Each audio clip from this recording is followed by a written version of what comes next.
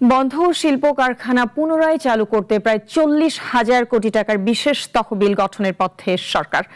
এর মধ্যে ভারী শিল্প খাতের জন্য বরাদ্দ থাকবে 20,000 কোটি টাকা। তবে অর্থ পাচারকারী, ঋণ জালিয়াত প্রতিষ্ঠান এবং ইচ্ছাকৃত ঋণ খেলাপিরা এই তহবিলের বাইরে থাকবে। সুদের ওপর 5% ভর্তুকির প্রস্তাব দিয়েছে বাংলাদেশ ব্যাংক। সাইদ আরমানের রিপোর্ট।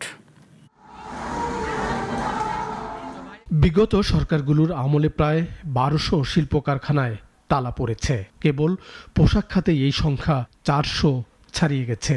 শিল্প কারখানার এই তালিকায় পোশাকের বাইরে খাদ্যপণ্য সহ রয়েছে নানা খাতের ছোট, মাঝারি ও বড় শিল্প। কাজ হারিয়ে বেকার হয়েছেন কয়েক লাখ মানুষ। ফলে অন্তর্বর্তী সরকারের আমলে বেড়েছে গরিবের সংখ্যা। প্রায় 2 দশক পর দেশ পরিচালনায় এসে নতুন করে কোটি মানুষের কর্মসংস্থান তৈরি করতে চায় বিএনপি। ফলে বাড়তি গুরুত্বে উৎপাদনমুখী খাত, নজর তালা পড়া শিল্প কারখানা সচলে। 18 মাসের মধ্যে দেশে বিদেশে 1 কোটি লোকের কর্মসংস্থান চাই। তার সাথে রিলেট করে বাংলাদেশ ব্যাংক বলেছে যে বন্ধ কলকারখানা চালু চাই, কারণ কর্মসংস্থান করতে হলে নতুন কলকারখানা স্থাপন করতে হবে। কর্মসংস্থান করতে এখন নতুন কলকারখানা স্থাপন একটা দীর্ঘমেয়াদী প্রসেস। বন্ধ শিল্প কারখানা চালু করতে নীতি সহায়তা প্রণয়নে কাজ করছে বাংলাদেশ ব্যাংক।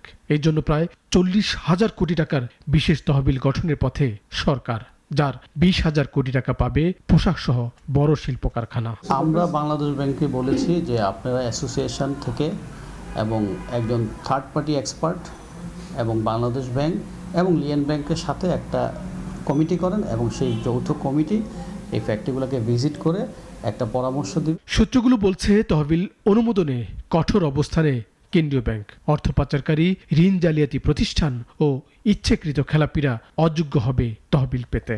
অনৈতিক যারা কাজ করে ওদের সাথে আমাদের কোনো ইয়ে নেই। দরকার হলে ওই ফ্যাক্টরি বন্ধ করে দিবে, ওই ফ্যাক্টরি কার্যক্রম বন্ধ করে দিবে, তবুও 99% 1%-এর জন্য 99% সাফার করবে কেন? স্বল্প সুদে প্যাকেজ থেকে চলতি মূলধন পাবে সহায়তাকারী প্রতিষ্ঠান। সুদের হার হবে সর্বোচ্চ 13%। তবে সরকার এখানে 5% ভর্তুকি দিবে সুদ বাবদ, এমন প্রস্তাব বাংলাদেশ ব্যাংকের।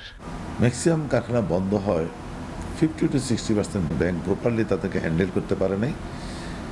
এমনও আছে কোনো লোক ব্যাংকে গিয়ে তার প্রবলেমটা বলার জন্য ম্যানেজারের সাথে বন্ধু কথা বলতে পারে না, অথবা তার সিনসিয়ারিটির অভাব ছিল, অথবা তার কি বলে ভাগ্য তাকে ফেভার করে।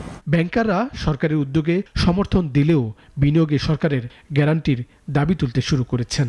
তারা বলছেন খেয়াল রাখতে হবে নতুন করে যাতে সুযোগ তৈরি না হয় তহবিল তসরুফের, আর ব্যবসায়ীরাও যেন ঋণের ফাঁদে না পড়েন। সাইদ আরমান, নাগরিক, ঢাকা।